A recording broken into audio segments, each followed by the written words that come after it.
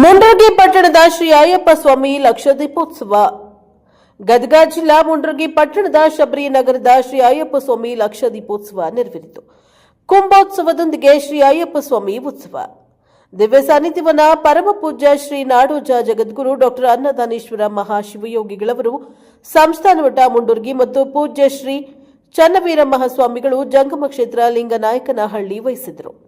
ಇನ್ನು ಕಾರ್ಯಕ್ರಮದ ಅಧ್ಯಕ್ಷತೆಯನ್ನ ಶ್ರೀ ಮಂಜುನಾಥ ಗುರುಸ್ವಾಮಿಯವರು ವಹಿಸಿದರು. ಜಗದ್ಗುರು ಅನ್ನದಾನೇಶ್ವರ ಮಠದಿಂದ ಅಯ್ಯಪ್ಪ ಸ್ವಾಮಿ ಮಹಾಸನ್ನಿಧಿವರೆಗೂ ಮೆರವಣಿಗೆ ಹಾಗೂ ಅಯ್ಯಪ್ಪ ಸ್ವಾಮಿಯ ಭಾವಚಿತ್ರ ಮೆರವಣಿಗೆ ಮಾಡಲಾಯಿತು. ಮುಂಡ್ರಗಿಯ ಪರಮ ಪೂಜ್ಯರ ಪಾದ ಪೂಜೆಯೊಂದಿಗೆ ಮಹಾಪ್ರಸಾದ, ಧಾರ್ಮಿಕ ಹಾಗೂ ಲಕ್ಷ ದೀಪೋತ್ಸವ ಕಾರ್ಯಕ್ರಮ ಅದ್ದೂರಿಯಾಗಿ ನೆರವೇರಿತು. ಭಕ್ತರೆಲ್ಲರೂ ಪ್ರಸಾದ ಸ್ವೀಕರಿಸಿ ಪುನೀತರಾದರು. ಈ ಸಂದರ್ಭದಲ್ಲಿ ಹೇಮಗಿರೀಶ ಹಾವಿನಾಳ, ವಿಠಲ್ ಗಣಾಚಾರಿ, ಆರ್ಎಸ್ ಅಳವಂಡಿ, ಮಾಲಿಂಗಯ್ಯ ಮಹಿರೇಮಠ, ಸಂತೋಷ್ ಮುರುಡಿ ಸೇರಿದಂತೆ ನಗರದ ಸಕಲ ಸದ್ಭಕ್ತರು ಈ ಸಂದರ್ಭದಲ್ಲಿ ಉಪಸ್ಥಿತರಿದ್ದರು. Bureau report Arjun Hosmani, NKS TV4 Mundargi.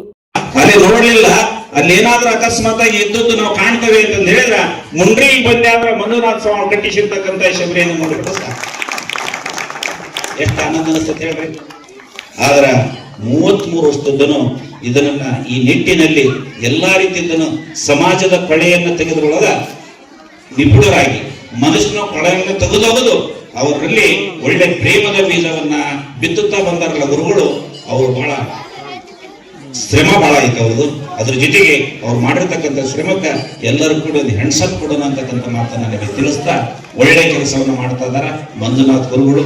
ಆ ಕಾರ್ಯದಲ್ಲಿ ನೀವು ಎಲ್ಲ ಕೂಡಿ ನೀವು ಮಾಡ್ತಕ್ಕಂಥ ಕಾರ್ಯದಲ್ಲಿ ನಾವು ನಿಮಗೆ ಬುಜಾಗಿ ಇರ್ತವ್ರಿ ಗುರುಗಳ ಚಿಂತೆ ಮಾಡಬಾರ್ರಿ ಅಂತಕ್ಕಂಥ ಮಾತನ್ನು ತಿಳಿಸಿ ನಾವು ಅವರಿಗೆ ಕೈಗೂಡೋಣ. ಅದರ ಜೊತೆಗೆ ಪ್ರತಿ ವರ್ಷನೂ ಮಾಡ್ತಕ್ಕಂಥ ಈ ಕಾರ್ಯದಲ್ಲಿ ಉತ್ತರೋತ್ತರವಾಗಿ ಸಾಂಗೋಪಾಂಗವಾಗಿ ಬೆಳೆದು ಬರಲಿ. ಆ ಒಂದು ದಯಾಗಮನ ಆಗಿರ್ತಕ್ಕಂಥ ಆ ಪರಮಾತ್ಮ ಅಯ್ಯಪ್ಪ ಸ್ವಾಮಿ ಇನ್ನು ಹೆಚ್ಚಿನ ರೀತಿಯಿಂದ ಇವರಿಗೆ ಶಕ್ತಿಯನ್ನು ಕೊಡೋದ್ರ ಜೊತೆಗೆ ಆಯುಷ್ಯ, ಆರೋಗ್ಯ, ಭೋಗ, ಭಾಗ್ಯ, ಸಂಪತ್ತನ್ನು ಕೊಡ್ಲಿ.